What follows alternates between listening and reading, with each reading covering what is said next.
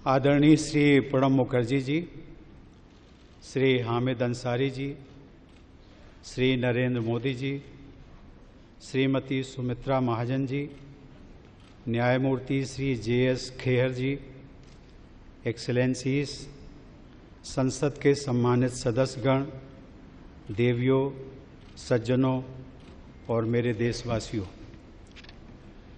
मुझे भारत के राष्ट्रपति पद का दायित्व सौंपने के लिए मैं आप सभी का हृदय से आभार व्यक्त करता हूं।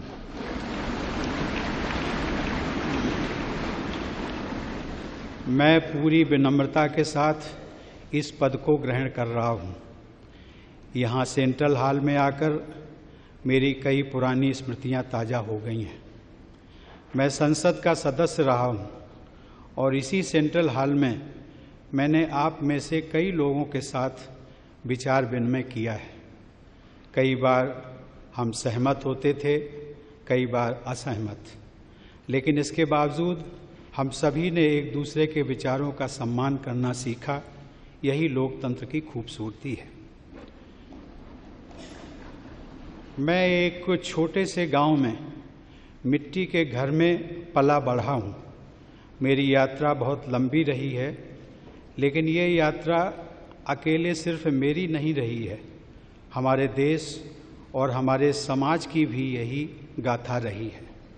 हर चुनौती के बावजूद हमारे देश में संविधान की प्रस्तावना में उल्लिखित न्याय, स्वतंत्रता, समानता और बंधुत्व के मूल मंत्र का पालन किया जाता है और मैं इस मूल मंत्र का सदैव पालन करता रहूंगा।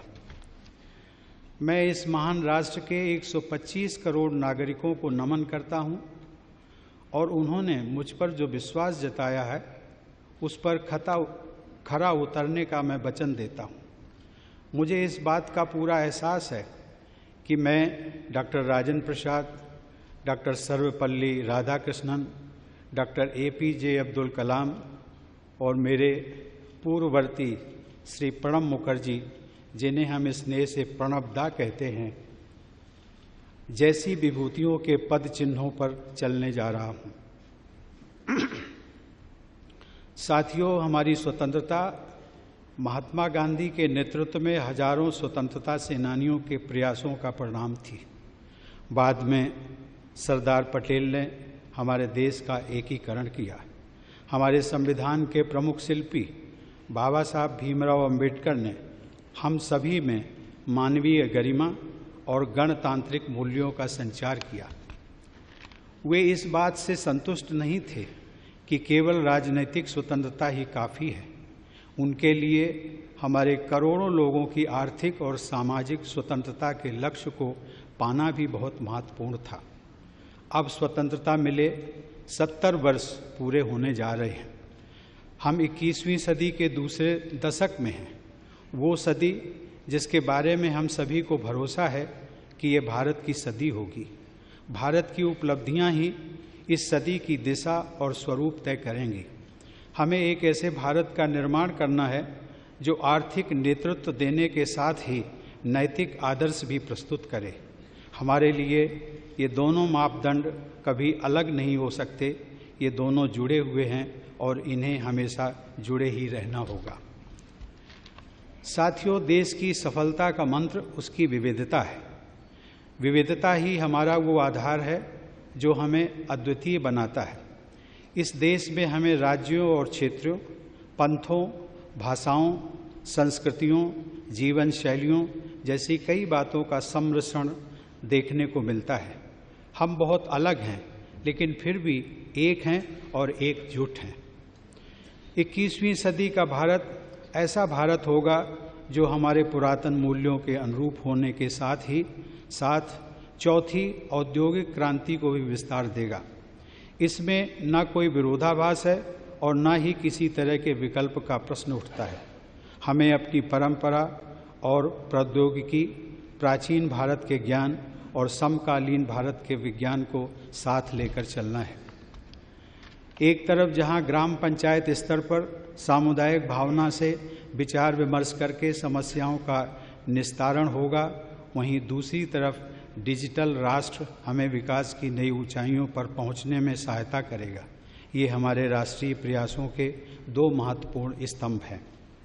राष्ट्र निर्माण अकेले सरकारों द्वारा नहीं किया जाता।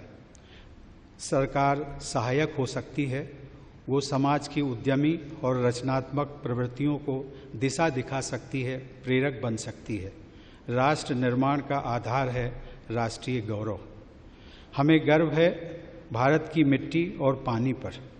हमें गर्व है भारत की विविधता, सर्वधर्म समभाव और समावेशी विचारधारा पर।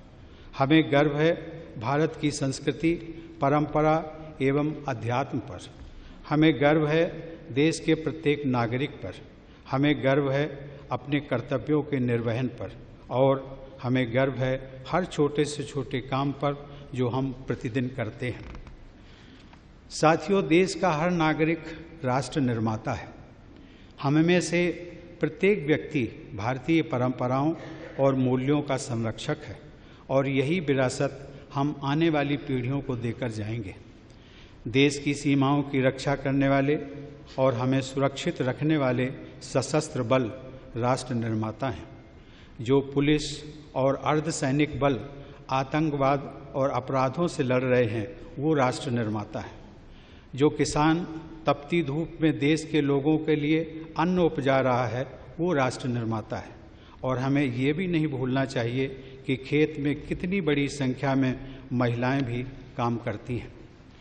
जो वैज्ञानिक 24 घंटे अथक परिश्रम कर रहा है, भारतीय अंतरिक्ष मिशन को मंगल तक ले जा रहा है, या किसी वैक्सीन का आविष्कार कर रहा है, वो राष्ट्र निर्माता है।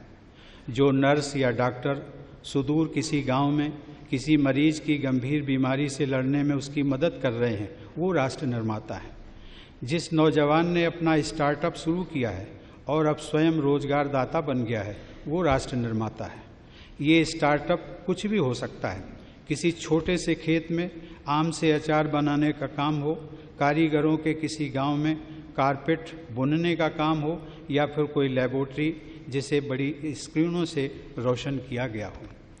वो आदिवासी और सामान्य नागरिक जो जलवायु परिवर्तन की चुनौतियों से निपटने में हमारे पर्यावरण, हमारे वनों, हमारे वन्य जीवन की रक्षा कर रहे हैं, और वे लोग जो नवीकरणीय ऊर्जा के महत्व को बढ़ावा दे रहे हैं, वे राष्ट्र निर्माता हैं। वो प्रतिबद्ध लोक सेवक जो पूरी निष्ठा के साथ अपना कर्तव्य निभा रहे हैं, कहीं पानी से भरी सड़क पर ट्रैफिक को नियंत्रित कर रहे हैं, कहीं किसी कमरे में बैठकर फाइलों पर काम कर रहे हैं, वे राष्ट्र निर्माता हैं। वे शिक्षक जो निस्वार्थ भाव से युवाओं को दिशा दे रहे हैं, उनका भविष्य तय कर रहे हैं, वो राष्ट्र निर्माता हैं। वे अनगिनत महिलाएं जो घर पर और बाहर तमाम दायित्व निभाने के साथ ही अपने परिवार की देख रेख कर रही हैं, अपने बच्चों को देश का आदर्श नागरिक बना रही हैं, वे राष्ट्र निर्माता हैं। साथियों, देश के नागरिक ग्राम पंचायत से लेकर संसद तक अपने प्रतिनिधि चुनते हैं। उन प्रतिनिधियों में अपनी आस्था और उम्मीद जताते हैं। नागरिकों की उम्मीदों को पूरा करने के लिए यही जनप्रतिनिधि अपना जीवन राष्ट्र की सेवा में लगाते हैं। लेकिन हमारे ये प्रयास सिर्फ हमारे लिए ही नहीं है। सदियों से भारत ने वसुधैव कुटुंबकम यानी पूरा विश्व एक परिवार है के दर्शन पर भरोसा किया है। ये उचित होगा कि अब भगवान बुद्ध की ये धरती शांति की स्थापना और पर्यावरण का संतुलन बनाने में विश्व का नेतृत्व करे। आज पूरे विश्व में भारत के दृष्टिकोण का महत्व है। पूरा विश्व भारतीय संस्कृति और भारतीय परंपराओं की तरफ आकर्षित है। विश्व समुदाय अंतर्राष्ट्रीय समस्याओं के समाधान के लिए हमारी तरफ देख रहा है, चाहे आतंकवाद हो, काले धन का लेन देन हो, या फिर जलवायु परिवर्तन। वैश्विक परिदृश्य में हमारी जिम्मेदारियां भी वैश्विक हो गई हैं। यही भाव हमें हमारे वैश्विक परिवार से, विदेश में रहने वाले मित्रों और सहयोगियों से, दुनिया के अलग अलग क्षेत्रों में रहकर अपना योगदान दे रहे प्रवासी भारतीयों से जोड़ता है। यही भाव हमें दूसरे देशों की सहायता के लिए तत्पर करता है, चाहे वे अंतर्राष्ट्रीय सोलर अलायंस का विस्तार करना हो या फिर प्राकृतिक आपदाओं के समय सबसे पहले सहयोग के लिए आगे आना हो। एक राष्ट्र के तौर पर हमने बहुत कुछ हासिल किया है, लेकिन इससे भी और अधिक ज़्यादा करने का प्रयास और बेहतर करने का प्रयास और तेज़ी से करने का प्रयास निरंतर होते रहना चाहिए। ये इसलिए भी महत्वपूर्ण है क्योंकि वर्ष 2022 में देश अपनी स्वतंत्रता के 75वें साल का पर्व मना रहा होगा। हमें इस बात का लगातार ध्यान रखना होगा कि हमारे प्रयास से समाज की आखिरी पंक्ति में खड़े उस व्यक्ति के लिए और गरीब परिवार की उस आखिरी बेटी के लिए भी नई संभावनाएं और नए अवसरों के द्वार खुलें। हमारे प्रयत्न आखिरी गांव के आखिरी घर तक पहुंचने चाहिए। इसमें न्याय प्रणाली के हर स्तर पर तेजी के साथ कम खर्च पर न्याय दिलाने वाली व्यवस्था को भी शामिल किया जाना चाहिए। साथियों, इस देश के नागरिक ही हमारी ऊर्जा का मूल स्रोत हैं। मैं पूरी तरह आश्वस्त हूँ कि राष्ट्र की सेवा के लिए मुझे इन लोगों से इसी प्रकार निरंतर शक्ति मिलती रहेगी। हमें तेजी से विकसित होने वाली एक मजबूत अर्थव्यवस्था, एक शिक्षित, नैतिक और साझा समुदाय, समान मूल्यों वाले और समान अवसर देने वाले समाज का निर्माण करना होगा। एक ऐसा समाज जिसकी कल्पना महात्मा गांधी और दीनदयाल उपाध्याय जी ने की थी। ये हमारे मानवीय मूल्यों के लिए भी महत्वपूर्ण है। ये हमारे सपनों का भारत होगा, एक ऐसा भारत जो सभी को समान अवसर सुनिश्चित करेगा। ऐसा ही भारत 21वीं सदी का भारत होगा। आप सबको बहुत बहुत धन्यवाद। जय हिंद, वंदे मातरम।